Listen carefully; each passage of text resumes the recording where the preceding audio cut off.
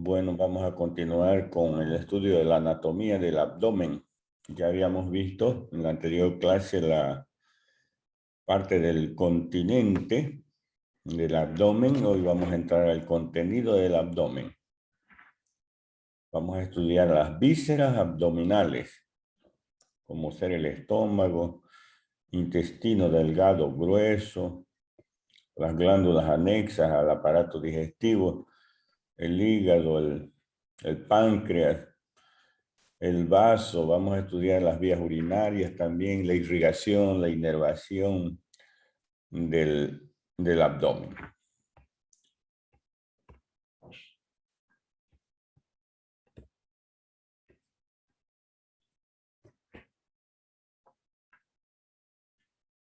Hay una estructura en la cavidad abdominal que se llama peritoneo. Es una membrana de tejido conectivo y tejido epitelial que está envolviendo a la pared abdominal, o que se encuentra en la pared abdominal, y también se encuentra envolviendo a las vísceras del abdomen.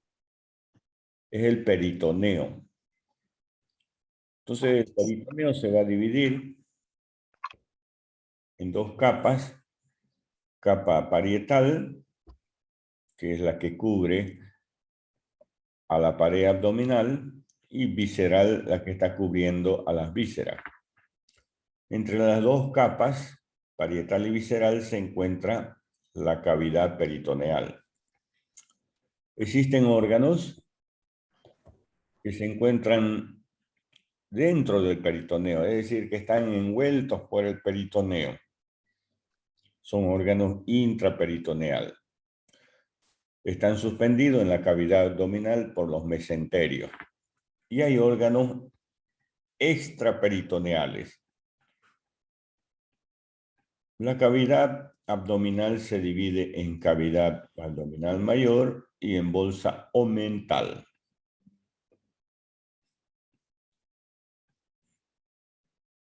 La cavidad abdominal menor tiene una entrada que tiene 4 paredes: anterior, posterior, superior e inferior. La pared anterior está formado por la vena porta y la arteria hepática y el conducto biliar, y el borde libre del omento menor.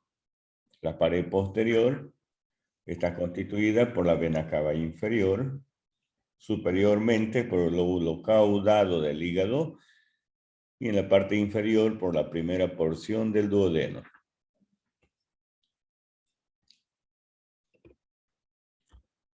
¿Qué son los omentos?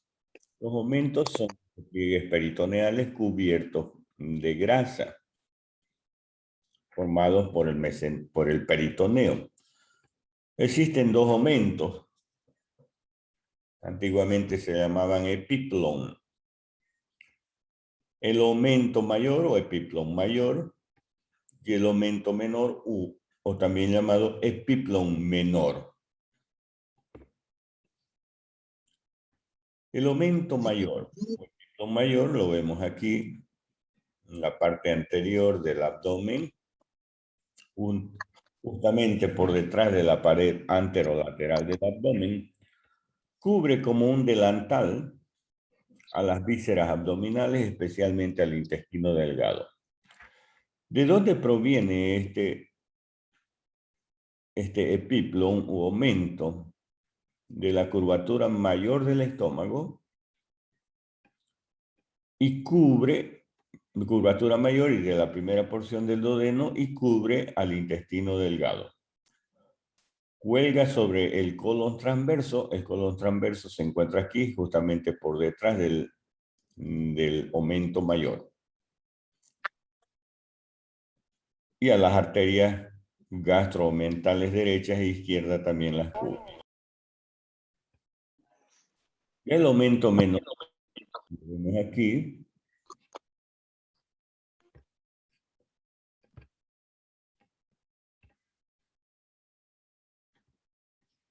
El aumento menor es esta estructura que vemos aquí. ¿De dónde se origina? De la curvatura menor del estómago.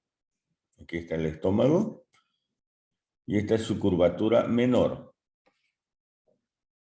Curvatura menor a la primera, y de la primera porción del duodeno a la cara inferior del hígado. Aquí se encuentra el hígado. Ese es el aumento o epiplón menor. Aquí recordemos es el epiplón mayor que está descendiendo a manera de delantal, cubriendo al colon transverso y a las asas intestinales. Este aumento se divide en algunos ligamentos. Ligamento hepatogástrico, el ligamento que une el estómago al hígado. Hepatoduodenal, ligamento que une el hígado al duodeno. Y termina en su parte lateral en un borde libre. La parte lateral es un borde libre, que es el límite anterior del orificio omental.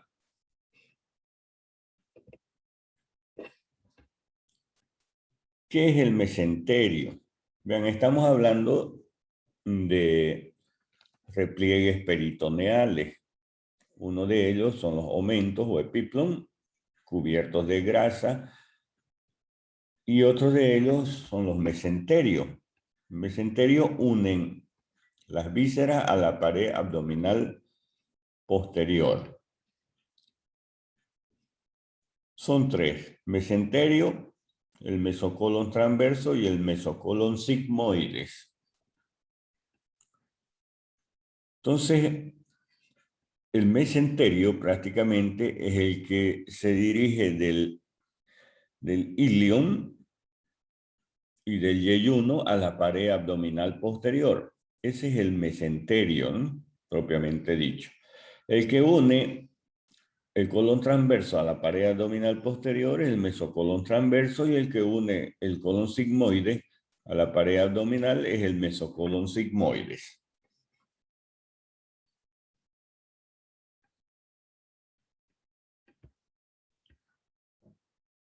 El mesenterio tiene forma de un abanico. Une el yeyuno y el ilion a la pared abdominal posterior. Se inicia en la unión duodeno-yeyunal y termina en la unión iliocecal. Importante señalar que los mesenterios en su interior, aparte de grasa, presenta vasos sanguíneos. En este caso, en el mesenterio observamos la arteria y vena mesentérica superior. Por eso se llaman arterias mesentéricas, porque se encuentran en el mesenterio. Ya el mesocolon transverso une el colon transverso a la pared posterior del abdomen. Cruza la superficie anterior de la cabeza y el cuerpo del páncreas.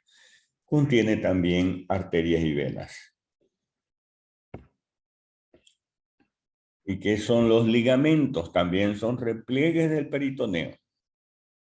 Unen dos órganos entre sí. Como vimos, por ejemplo, el duodeno con el hígado, ¿no? El ligamento hepatoduodenal, por ejemplo, ¿no? También pueden unir un órgano a la pared abdominal. A la pared abdominal. Como por ejemplo, hay un ligamento, el ligamento de Treis, que une el duodeno a la pared abdominal.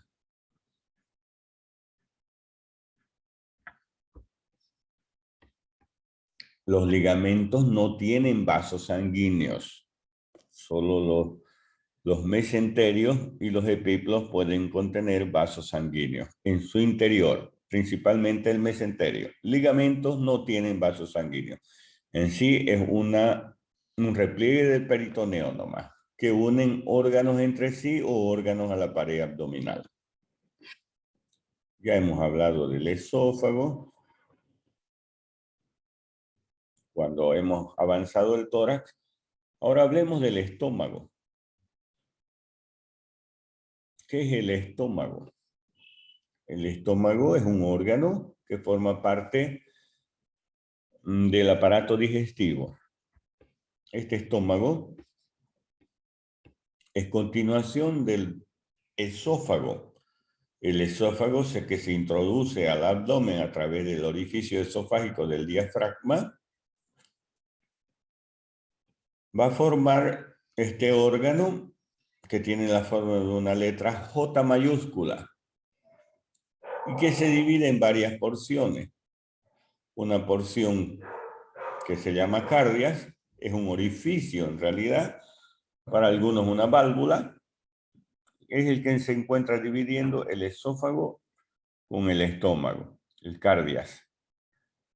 Otra porción superior que se llama fundus o fondo gástrico, la parte más extensa, se llama cuerpo del estómago. Luego encontramos la región pilórica en la parte inferior, que presenta el antro pilórico, el canal y el orificio pilórico. El estómago se va a continuar con el duodeno ya que pertenece al intestino delgado.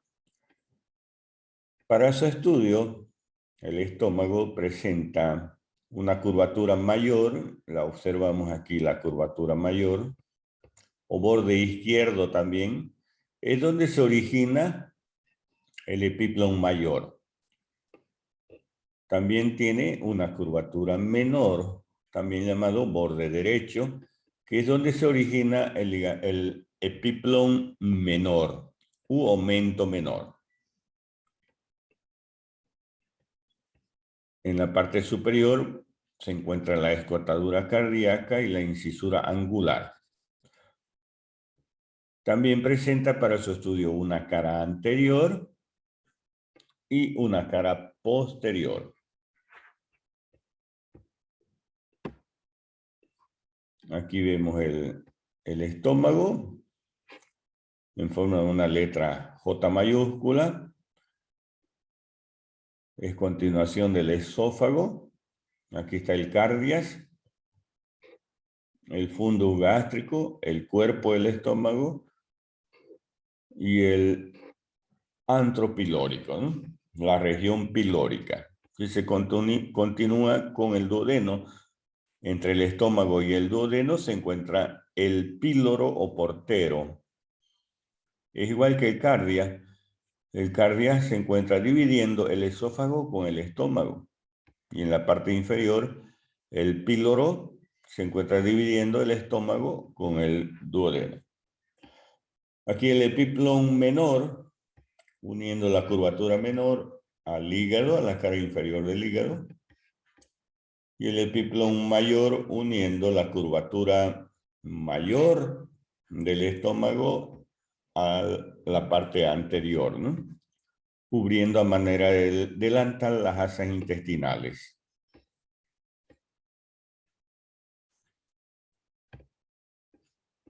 ¿Cómo está irrigado el estómago? El estómago tiene una irrigación en su curvatura mayor y en su curvatura menor. La irrigación de la curvatura menor, aquí vemos la curvatura menor, está irrigado por dos arterias. Una arteria que se llama coronaria estomáquica o gástrica izquierda, que es rama del tronco celíaco.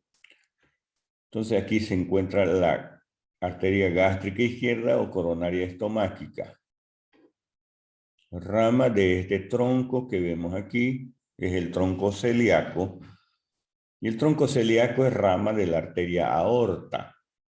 Esa es la arteria aorta, que es continuación de la aorta torácica. Esta es la arteria aorta abdominal.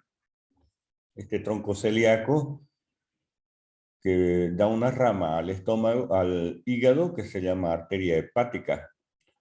Otra rama que va a ir al vaso es la arteria esplénica, y la otra rama que va a dirigirse a la curvatura menor del estómago, que se llama arteria gástrica izquierda o coronaria estomáquica.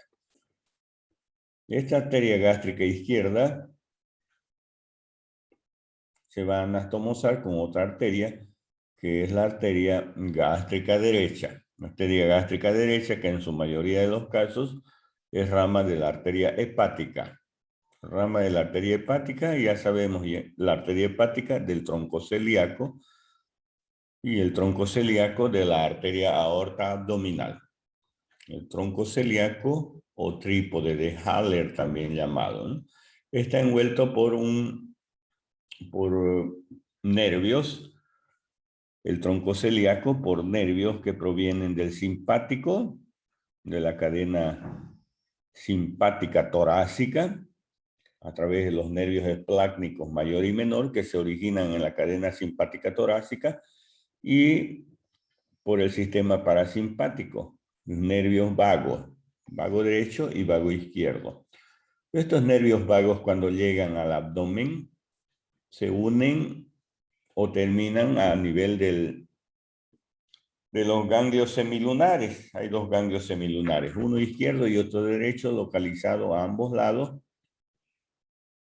del tronco celíaco. De ahí ya nacen ramas que van a anastomosarse con el simpático alrededor del tronco celíaco para formar entre el simpático y el parasimpático el plexo solar o cerebro abdominal. De ahí del plexo solar va a nacer la inervación prácticamente de todos los órganos abdominales. Aquí vemos, por ejemplo, la arteria aorta en el estómago reclinado hacia arriba, la arteria aorta, y aquí el tronco celíaco. Esta es la arteria esplénica que está dirigiéndose a irrigar al vaso. Arteria esplénica. Y luego ya tenemos la arteria gástrica, ¿no? La arteria gástrica y la arteria hepática.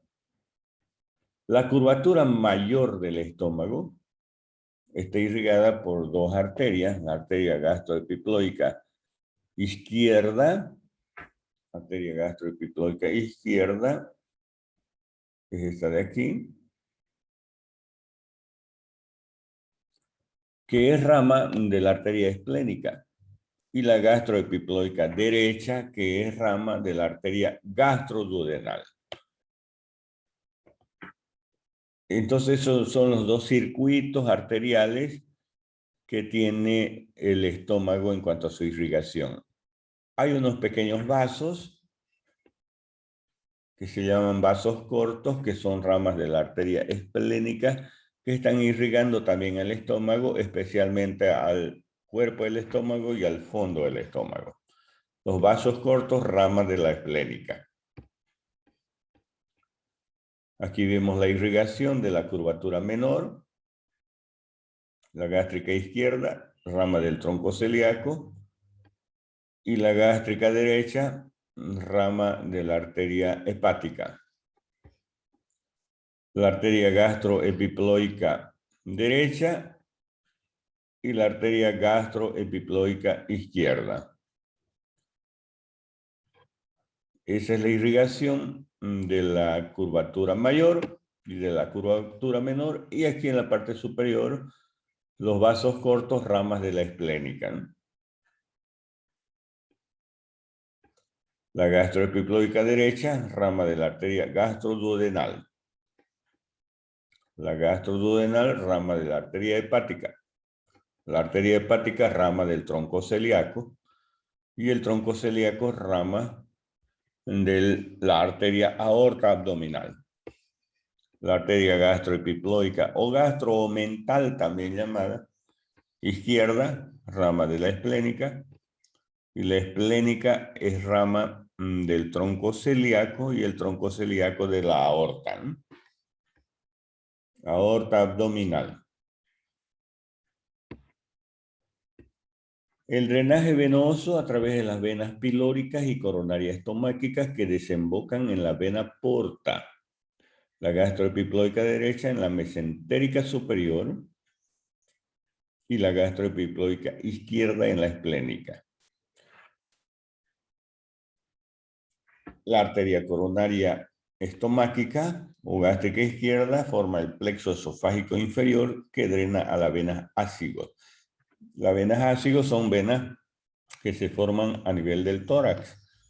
Recuerdan, ¿no? Las venas ácidos mayor y ácidos menor. Ácidos mayor en el lado derecho del tórax y la ácido menor en el lado izquierdo. La inervación por el sistema parasimpático que estimula la secreción del estómago y la motilidad gástrica, ¿no?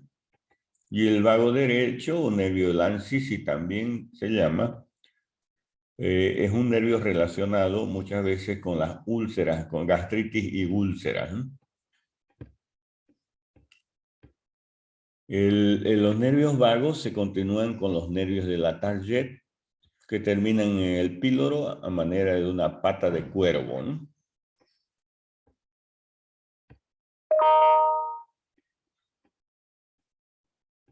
Les decía hace un momento, bueno, esto es ancestral, ¿no?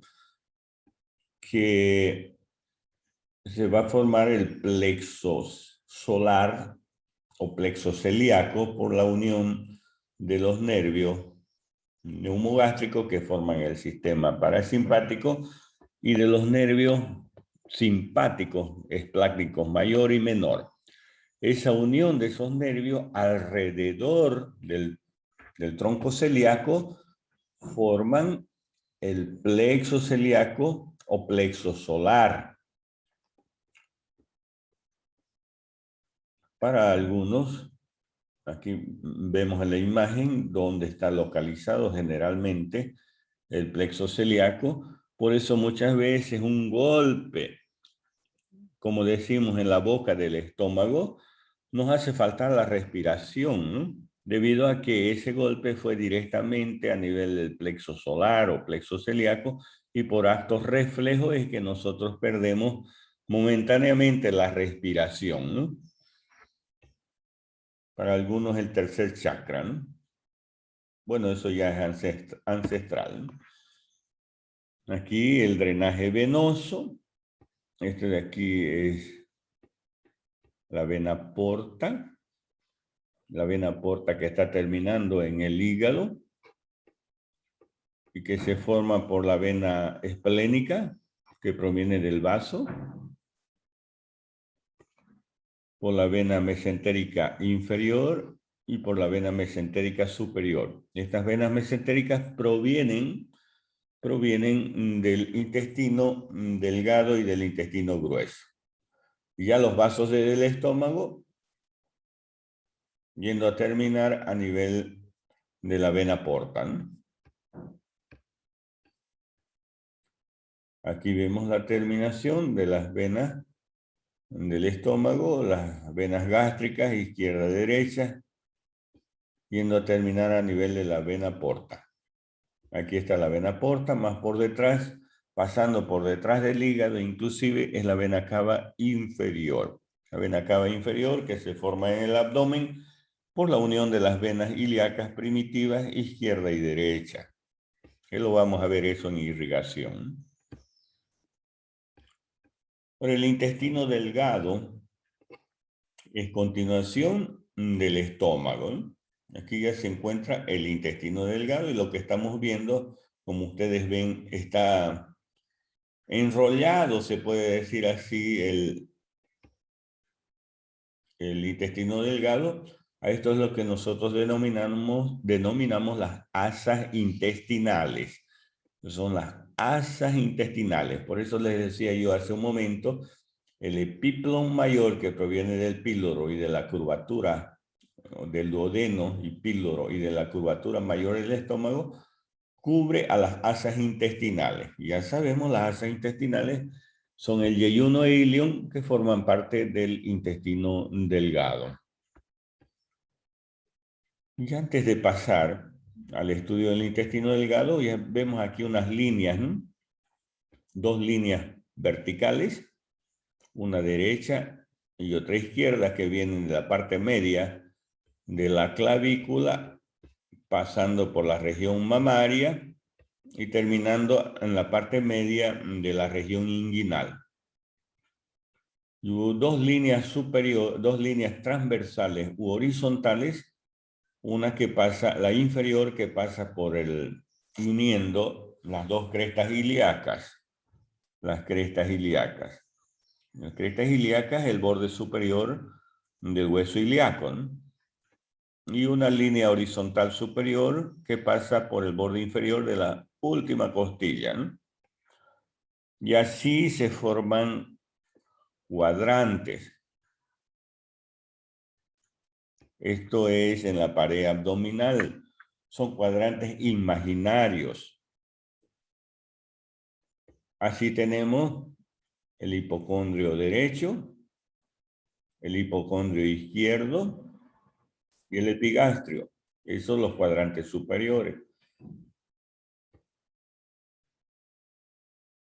En los cuadrantes inferiores tenemos la fosa ilíaca derecha, la fosa ilíaca izquierda y el hipogastrio.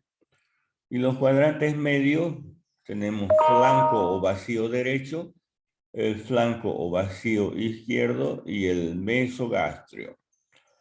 Entonces, esos son líneas imaginarias que están dividiendo en compartimientos o en regiones esta pared abdominal. Por ejemplo, nosotros utilizamos mucho en la parte semiológica. Si a un paciente le duele, por ejemplo, la parte de la fosa ilíaca derecha, ahí es donde se encuentra el apéndice. Nosotros sospechamos de que hay una apendicitis. Ahí se encuentra el ovario también en la mujer. Puede haber un problema del ovario, un embarazo ectópico, por ejemplo, ¿no? ¿Ya? O a nivel del hipocondrio derecho, problema en el hígado, en las vías biliares, ¿no? O a nivel del epigastrio, problemas del estómago, ¿no? Problemas del estómago. Entonces, esas son líneas imaginarias para nosotros visualizar imaginariamente los órganos que se encuentran dentro de la cavidad abdominal. Volvemos al intestino delgado, que es la porción más larga del aparato digestivo. El intestino delgado mide 6 a 7 metros de largo, hasta 8 metros. Vean ustedes, si no estuviera enrollado, prácticamente formando asas intestinales, el intestino delgado sería, no cabería en nuestro cuerpo, ¿no? ¿Y de dónde a dónde se extiende el intestino delgado? Va desde el píloro hasta la válvula iliocecal, o válvula de Bowen o barrera de los boticarios. Es la válvula que une el intestino delgado al intestino grueso, al ciego, que es la primera porción del intestino grueso. Ya el intestino delgado se divide en duodeno, en yeyuno y en ilion. Para algunos también porción fija, que representa el duodeno, y porción móvil, que representa el yeyuno y el ilion.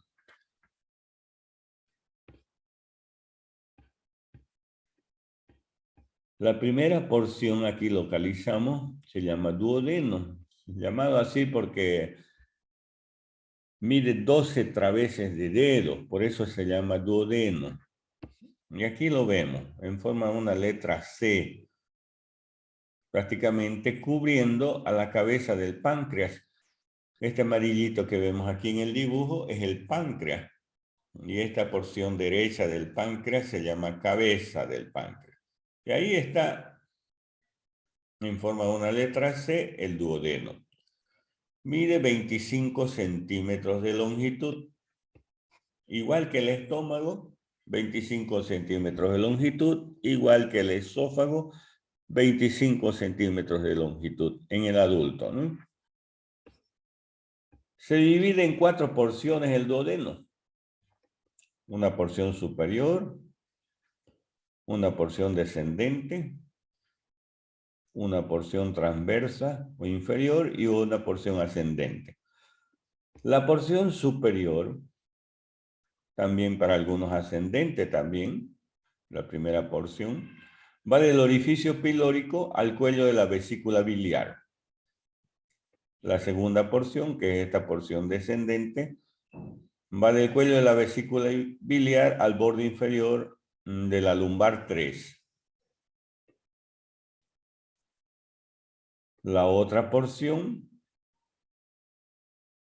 inferior o transversa, cruza la vena cava inferior, aorta y la columna vertebral.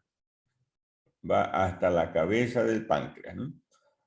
Y la otra porción, última porción ascendente también, va desde la cabeza del páncreas y termina hasta el ángulo duodeno-yeyunal. Ya se continúa con el yeyuno, ¿no? El ángulo duodeno-yeyunal. Esas son las porciones que tiene el duodeno, ¿no? Y a continuación es el yeyuno y el ilion, ¿no? El yeyuno representa las 2/3 partes proximales y el ilion las 3/5 partes distales. El yeyuno se encuentra en el cuadrante superior izquierdo y el ilion en el cuadrante inferior derecho. Las paredes del yeyuno de mayor diámetro y más gruesa, y la pared más delgada, y a la parte terminal, ¿no?, del intestino es más delgada, ¿no?, la pared. Pocas arcadas, el yeyuno, muchas arcadas, el ilion, y los vasos rectos son largos a nivel del yeyuno y cortos a nivel del ilion. Entonces, aquí está el yeyuno y aquí está el ilion. Los vasos rectos son cortos, como dicen aquí, ¿no? En cambio, más largos los vasos, las arterias y las venas a nivel del yeyuno. Son algunas diferencias que existen entre estas dos estructuras, ¿no?, que forman parte del intestino delgado. Ya el intestino grueso, este es el intestino grueso, ya no mide 6 a 8 metros, mide 1,5 metros solamente, ya es más corto, ¿no? Y como función absorbe líquidos y sales del contenido intestinal. Esa es la función del intestino grueso. En cambio, el intestino delgado, porque tiene en su mucosa vellosidades intestinales, absorbe los alimentos. Esa es la función del intestino delgado. Todo el alimento que comemos, principalmente en el duodeno, es absorbido por las vellosidades intestinales. Los carbohidratos, lípidos, proteínas, nuestras grasas, etcétera, ¿no? Ya que en la segunda porción del duodeno es donde termina el conducto colédoco, que proviene del hígado y de la vesícula biliar, y el conducto pancreático, que proviene del páncreas. Ahí hay una porción que se llama ampolla de Vater.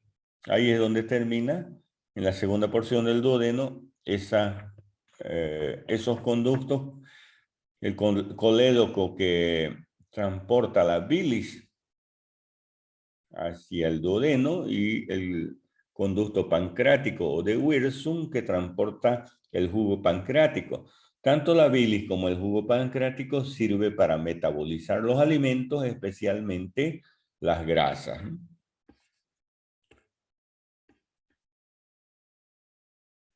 El intestino, ahí se forman las heces fecales también en el intestino grueso, ¿no? Comprende las siguientes porciones el intestino grueso. La primera se llama ciego. La segunda porción se llama, aquí en el ciego se encuentra el apéndice, ¿no? Este es el apéndice. Apéndice vermicular, situado en la cara interna del ciego, ¿no? Aquí es donde está terminando el ilion a nivel del ciego, formando la válvula iliocecal o de Bowen o barrera de los boticarios. Entonces el ciego, luego se encuentra el colon ascendente, que termina a nivel de la cara inferior del hígado. Aquí se forma un ángulo, se llama ángulo hepático, juntamente con el colon transverso. Ya luego sigue el colon transverso que termina a nivel del vaso, que se forma otro ángulo, se llama ángulo esplénico, juntamente con el colon descendente, que continúa el colon descendente para formar lo que se denomina el colon sigmoides. Colon sigmoides. El colon sigmoides que va a ir a continuarse con el recto. Se continúa con el recto. Y el recto va a ir a terminar a nivel del ano. Algunas características que tiene el intestino grueso, que tiene apéndices epiploicos o apéndices omentales. Vean ustedes que estas bolitas de grasas que vemos aquí, eso se llaman apéndices epiploicos. Eso no lo encontramos en el intestino delgado, solo en el grueso, apéndices epiploicos. Luego también presenta estas estructuras que se llaman tenias cólicas. Vean ustedes, las tenias son especie de ligamentos, ¿no? Y presenta una serie de abolladuras llamadas austras. Austras o abolladuras. Vean ustedes, esa es la diferencia que hay entre el intestino delgado y grueso. Es decir, son características del intestino grueso, ¿no? Aquí está el ciego, la primera porción del intestino grueso. Aquí el ciego, que es donde termina la porción terminal del intestino delgado, el ilium. El ciego se encuentra en la fosa ilíaca derecha. También el apéndice es intraperitoneal y se continúa con el colon ascendente. Aquí está el apéndice. Es un pequeño tubo hueco estrecho de 6 a 8 centímetros. ¿Para qué sirve el apéndice? Contiene tejido linfoide, forma tejido linfoide.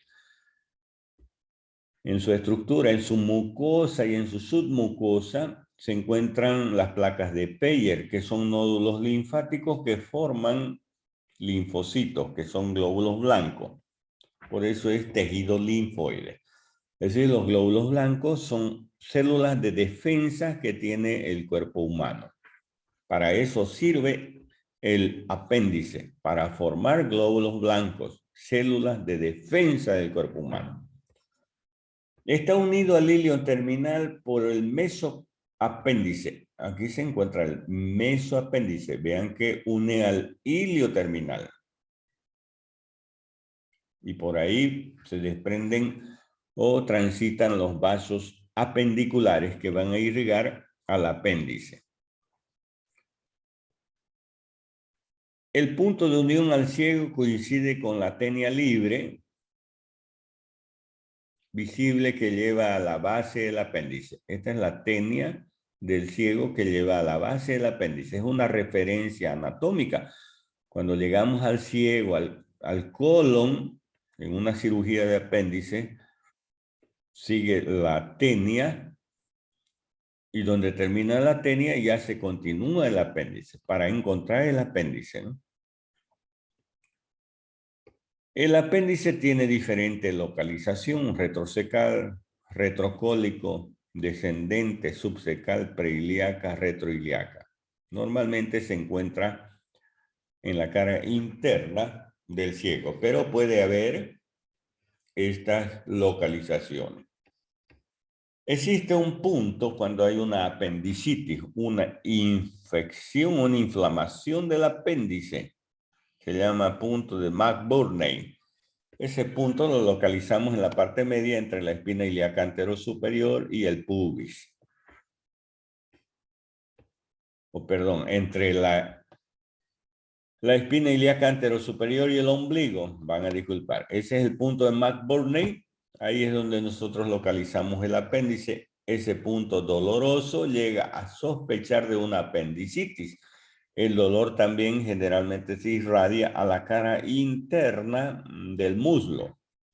Eso cuando hay sospecha de apendicitis y aparece fiebre también. El apéndice, cuando se inflama, es decir, la apendicitis, la cirugía es una cirugía de emergencia. No se puede dejar, una vez diagnosticado el apendicitis, dejar de operar ese momento porque puede infectar el peritoneo y producir una peritonitis. Es decir, ya el abdomen se llena de pus, una infección. Esa peritonitis puede llevar a la muerte, ¿no? El colon, colon ascendente, colon transverso, colon descendente, colon sigmoide, y aquí está el recto, ¿no? Intraperitoneales son el colon transverso y el colon sigmoides, cubiertos por el peritoneo. Y aquí vemos el ángulo cólico derecho o ángulo hepático y el ángulo cólico izquierdo o ángulo esplénico. El recto y conducto anal, este es el recto, que es continuación del colon sigmoide a nivel de la vértebra sacra 3.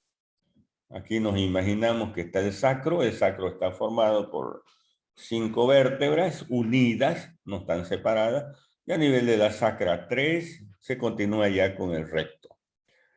El conducto anal es continuación del intestino grueso, ¿no? Ya está el conducto anal, ¿no? Por debajo del recto ya, ¿no? Donde termina en el ano, ¿no? La configuración interna, el recto presenta 2 curvaturas al lado izquierdo y una al lado derecho, dadas por los repliegues mucosos, que son las válvulas de Houston o válvulas rectales, que son un número de 3 y son denominadas como superior, media e inferior. Esas son las válvulas de Houston. El recto está tapizada en su tercio superior o proximal por el repliegue peritoneal. Los 2 tercios inferiores o distales carecen de peritoneo. Por lo tanto, el recto se divide en una porción intraperitoneal, que es la parte superior, ¿no? Solo el tercio superior. Y una porción extraperitoneal, que son los 2 tercios inferiores. Desde la unión del recto, desde la unión recto-sigmoidea se mide hasta el margen del ano las 3 válvulas de Houston. Y el ano. Hay unos repliegues constituidos por mucosas denominadas válvulas o columnas de Morgagni.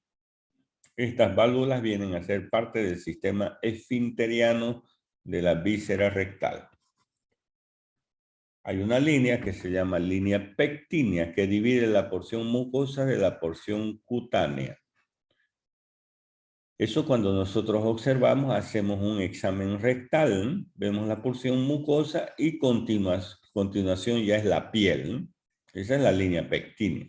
En la parte cutánea existen otras líneas llamadas línea blanca de Hilton, que indica que a partir de ahí hacia abajo ingresa la piel y que a partir de ahí hacia la porción mucosa existe una etapa de transición mucosa cutánea denominada pecten, que es de unos 2 centímetros aproximadamente.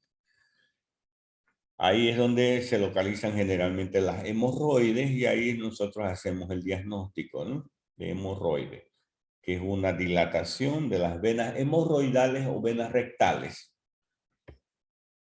Algunas veces puede sangrar, ¿no?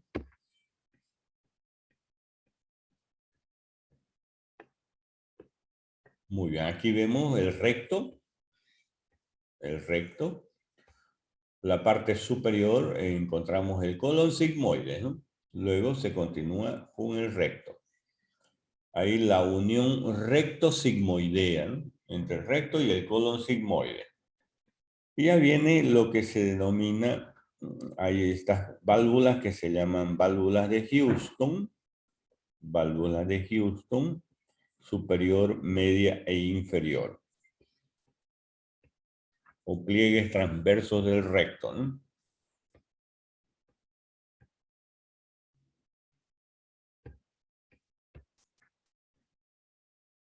La válvula rectal superior, aproximadamente a 13 centímetros del margen del ano.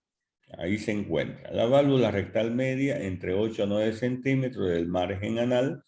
Y la válvula rectal inferior, entre 5 a 6 centímetros aproximadamente al margen del ano.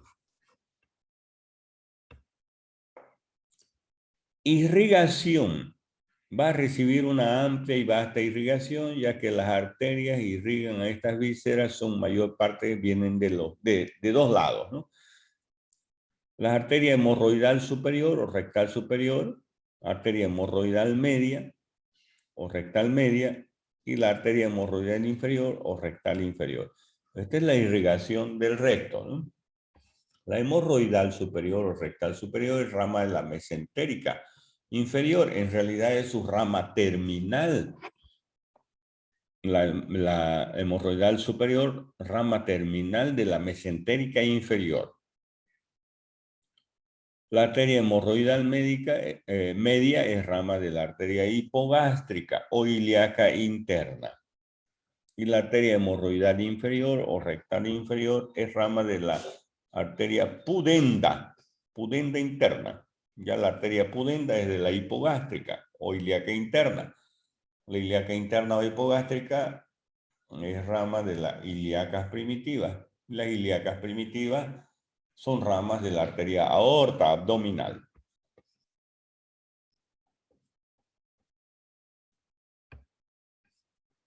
Entonces, si aquí tenemos el recto, aquí la arteria hemorroidal superior, esta es la mesentérica, la arteria mesentérica inferior. La rama terminal ya se convierte en arteria hemorroidal superior que irriga la parte superior del recto, ¿no?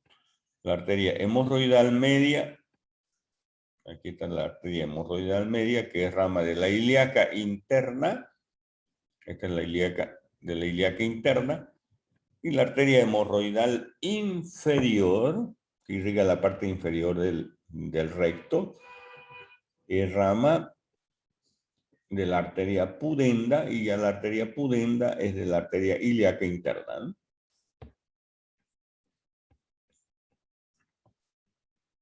Y las venas, porque hay un retorno venoso, ¿no? La irrigación del recto a través de las arterias hemorroidales o rectales. Podemos dividir el drenaje venoso rectal en dos sistemas. El sistema hemorroidal superior, que drena en el sistema portal, y otro constituido por las venas hemorroidales medias e inferiores, que son tributarias del sistema cava.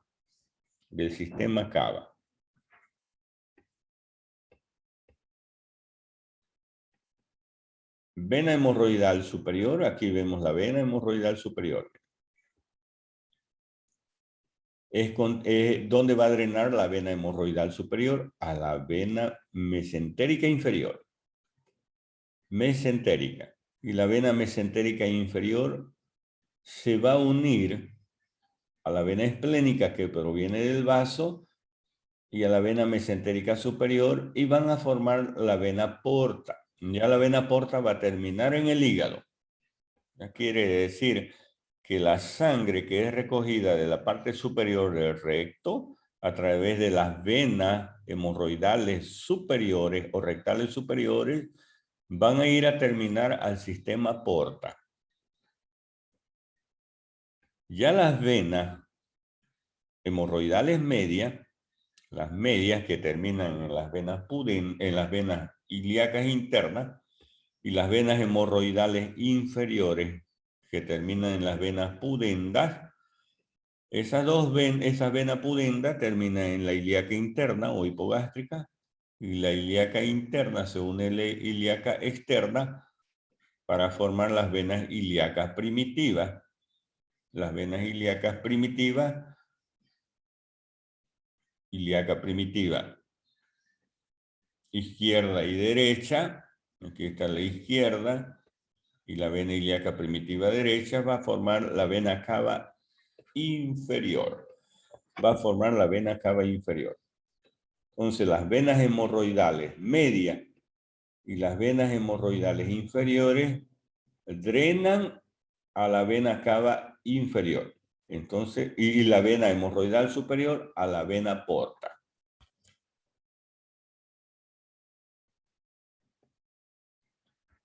Muy bien. Por ejemplo, desde el punto de vista clínico, farmacológico, si a un paciente le colocamos un supositorio, a nivel del recto, ¿cuál va a ser el camino? Por decir, les voy a dar un ejemplo, hay una inflamación en la mano, derecha, ¿ya? Y le vamos a colocar un antiinflamatorio a través de un supositorio. ¿Quién me dice el camino de ese medicamento, de ese antiinflamatorio para llegar a la mano? ¿Quién se atreve a decir ese camino? Torrente sanguíneo. Claro. ¿A través de qué venas llega o a través de qué circulación? Los nombres de las venas y de las arterias para llegar a la mano.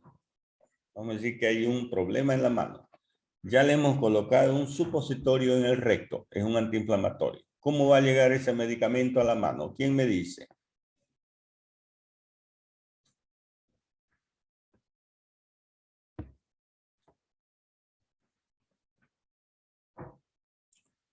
Les ayudo entonces, vamos. Entonces está el supositorio aquí. Es absorbido por las venas hemorroidales inferiores. ¿A dónde van a llegar las venas hemorroidales inferiores? ¿Dónde? A la vena cava inferior. A la vena pudenda. A las venas pudenda. ¿Y las venas pudenda dónde van a desembocar? En la ilíaca interna o hipogástrica. ¿Y la vena ilíaca interna o hipogástrica dónde va a desembocar? Se va a Ilíaca unir a la primitiva. ilíaca externa y van a formar las venas ilíacas primitivas. ¿Correcto? Estamos con el medicamento en las venas ilíacas primitivas. ¿Ya? ¿Sí? Les vuelvo a repetir, miren. Venas hemorroidales inferiores van a absorber el supositorio. Venas pudendas, porque es continuación, ¿no? Una vena va a desembocar en otra vena. No es como las arterias que dan ramas. Aquí las venas es como un río pequeño, desemboca en otro río, ese otro río desemboca en otro río, y así todas las venas van a ir desembocando, o como los ríos, como les digo, los ríos van a ir desembocando hasta llegar a los océanos, ¿no es cierto? Ahí vierten sus aguas los ríos, de los más pequeños a los más grandes, ¿no?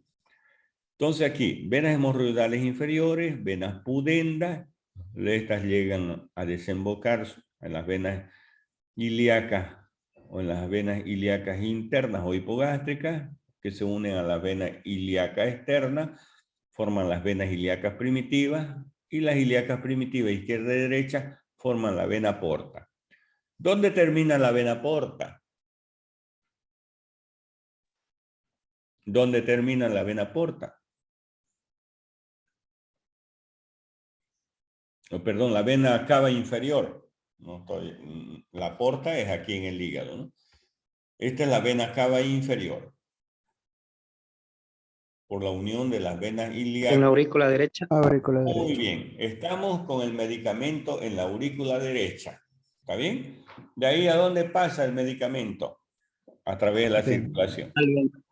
Al ventrículo derecho. Al ventrículo derecho. Estamos con el medicamento en el ventrículo derecho. ¿De ahí a dónde pasa? Pulmones. Muy bien, arterias pulmonares salen del ventrículo derecho, van a los pulmones. ¿De ahí a dónde pasa el medicamento? Aurícula izquierda.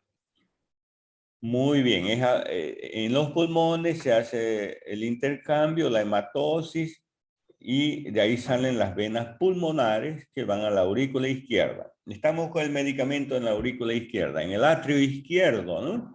Del atrio izquierdo, ¿dónde terminan? Ventrículo Al izquierdo. ventrículo izquierdo. Ventrículo izquierdo. Estamos con el medicamento en el ventrículo izquierdo. ¿De ahí a dónde pasa?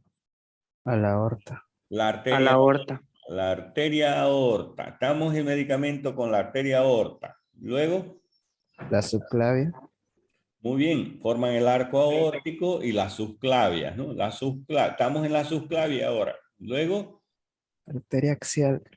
arteria axilar. Estamos en la arteria Axilar. axilar, en el hueco axilar, con el medicamento, ¿no es cierto? Luego, Humeral. Arteria humeral. ya está el medicamento por el brazo, ¿no? A través de la arteria humeral. Luego, Arteria cubital y radial. arteria radial y cubital, estamos en el antebrazo. Y luego, para llegar a la mano, Ya no sé. ya se olvidaron. Ya, Los ya arcos, no me acuerdo. Los arcos palmares. los arcos palmares, arco palmar superficial, arco palmar profundo, ¿no es cierto? Entonces vean ustedes, así hemos llegado con el medicamento a través de la circulación a la mano. Ya está haciendo efecto el antiinflamatorio en la mano. ¿Ok? Si nosotros damos un medicamento por la boca, ¿a dónde va a pasar ese medicamento? El mismo antiinflamatorio ya no por el recto. Hay el problema en la mano, pero ya lo vamos a dar vía oral el medicamento. Entonces ya lo doy, me lo he tragado o el paciente se lo ha tragado el medicamento. ¿Dónde va a pasar ese medicamento, ese antiinflamatorio? ¿De la boca a dónde? Al estómago. No, ¿cómo va a llegar directo al estómago? ¿De la boca a dónde? Bueno. Al Esófago. esófago, después Primero, antes del esófago. de la faringe. Ahora sí. Boca, luego pasa la faringe, luego pasa el esófago, luego llega del esófago ¿a dónde? Al estómago. Estómago. Estómago, muy bien. En el estómago, luego pasa ¿a dónde? Al duodeno. E intestino Al delgado. duodeno. En el duodeno se va a absorber el medicamento. Les decía yo que en el duodeno se absorben porque hay vellosidades intestinales. Y ahí son las venas mesentéricas. Las venas mesentéricas que están recogiendo la sangre, ¿ya? Del duodeno. La mesentérica superior. ¿Y dónde va a llegar la mesentérica superior? Se va a unir a la mesentérica inferior y a la vena esplénica y van a formar ¿qué? La vena porta. La vena porta. Miren, el medicamento ya está en la vena porta, ¿no? ¿Correcto? ¿Sí? Sí. Sí, doctor. Y luego, ¿dónde termina la vena porta? Hígado. En el hígado. El medicamento está en el hígado. ¿Cómo va a llegar a la mano? Hay unas venas que se llaman venas suprahepáticas. Las venas suprahepáticas salen del hígado y terminan desembocando en la vena cava inferior. En esta que está pasando por detrás del hígado, en la vena cava inferior. Ya saben, ¿no? La vena cava inferior, atrio derecho, ventrículo derecho, arterias pulmonares, pulmones, atrio izquierdo, ventrículo izquierdo, la arteria aorta, subclavia, axilar, radial, cubital y arcos palmares, ¿no? Muy bien, vean ustedes las dos vías, vía oral o vía rectal, pero es a través de la circulación que van los medicamentos.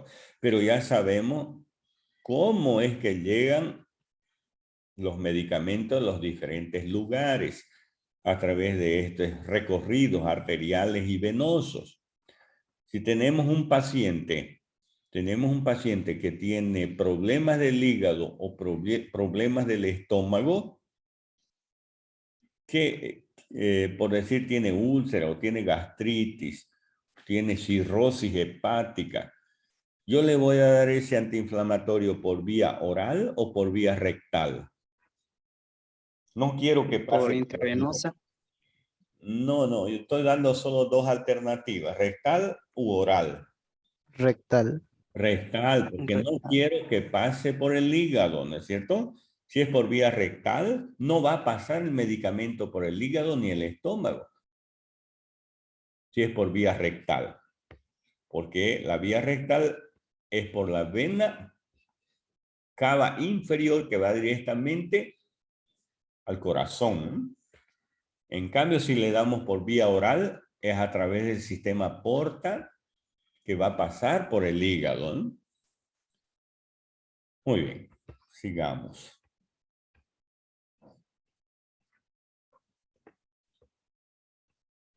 Existe la inervación a través del plexo hipogástrico inferior, formado por ramas del plexo sacro, sacra 2, sacra 3 y sacra 4. Sus ramas, los nervios erectores del sacro, le dan componente parasimpático a este plexo hipogástrico. El componente simpático se lo da la cadena simpática ganglionar lumbosacra, que va a originar los nervios esplácnicos lumbares. Es decir, la inervación del recto es por el plexo hipogástrico inferior, formado por el sistema parasimpático y simpático, ¿no? La inervación del canal anal puede ser parte de la región perineal, es inervado por los nervios pudendo, que van a dar la inervación de tipo somática a la región cutánea y mucosa a la región final del recto, ¿ya? Los nervios pudendos, vean ustedes el canal anal y hay esfínter anal externo, porque hay dos esfínteres, esfínter anal externo y esfínter anal interno. El esfínter anal interno es inervado por el plexo hipogástrico, simpático y parasimpático. Es involuntario el esfínter anal interno. Nosotros no podemos contraerlo con nuestra propia voluntad. En cambio, el esfínter anal externo está inervado por los nervios pudendo. Ya es sistema voluntario. Nosotros podemos contraer nuestro esfínter anal externo voluntariamente. Voluntariamente. Vean ustedes, entonces tiene el esfínter anal interno, inervación involuntaria, simpático y parasimpático, y el esfínter anal externo, inervación voluntaria a través del nervio pudendo.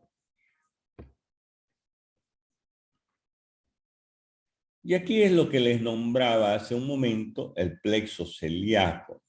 El plexo celíaco es la confluencia o la anastomosis del sistema simpático y parasimpático. ¿De dónde proviene el parasimpático? Del nervio, de los nervios vagos. Y el sistema simpático de los nervios esplácnicos, mayor y menor. Estos nervios esplácnicos provienen de la cadena simpática torácica. Esplácnicos mayor y menor. Se anastomosan, simpático y parasimpático, alrededor de este tronco, del tronco celíaco, para formar el plexo celíaco. Plexo celíaco o plexo solar o cerebro abdominal también llamado. Este plexo celíaco, este conglomerado de nervios, va a acompañar a las arterias. Por eso les decía yo hace un momento. Hay un plexo hipogástrico, por ejemplo. Plexo hipogástrico superior, plexo hipogástrico inferior. Este plexo hipogástrico inferior encargado de irrigar al recto, por ejemplo, ¿no? Hace un momento vimos, ¿no? Plexo hipogástrico inferior. Pero este plexo acompaña a las arterias. Por ejemplo, si una de las arterias es la arteria esplénica, va a irrigar al vaso. Esa arteria, acompañada por sus nervios, va a formar el plexo esplénico. Si la arteria que se desprende del tronco celíaco es la arteria hepática, va a estar acompañada por el plexo hepático. Si las arterias mesentéricas son las encargadas de irrigar al intestino delgado y al intestino grueso, pues van a formar los plexos mesentéricos, mesentérico superior e inferior. Si la arteria ilíaca interna o hipogástrica, encargada de irrigar a las vísceras de la pelvis, en la parte superior van a formar el plexo hipogástrico superior y en la parte inferior el plexo hipogástrico inferior. Entonces ya saben ustedes de dónde se originan los plexos. ¿Ven? Plexo hipogástrico. Plexo renal, por ejemplo, ¿no? La arteria aorta va a dar origen a las arterias renales que van a irrigar a los riñones. Entonces, las arterias renales van a estar acompañadas por sus nervios. Los nervios que provienen del plexo celíaco o del plexo solar. De ahí que se está originando la inervación de las vísceras abdominales. Pero ¿a través de qué llegan los nervios? A través de las arterias. Si la arteria va a irrigar al vaso, la arteria esplénica, también aprovechando la arteria viene el nervio, ¿no? Aprovechando la irrigación del intestino delgado y grueso a través de las arterias mesentéricas, también vienen los nervios. Nervios que forman los nervios mesentéricos superior e inferior. Muy bien.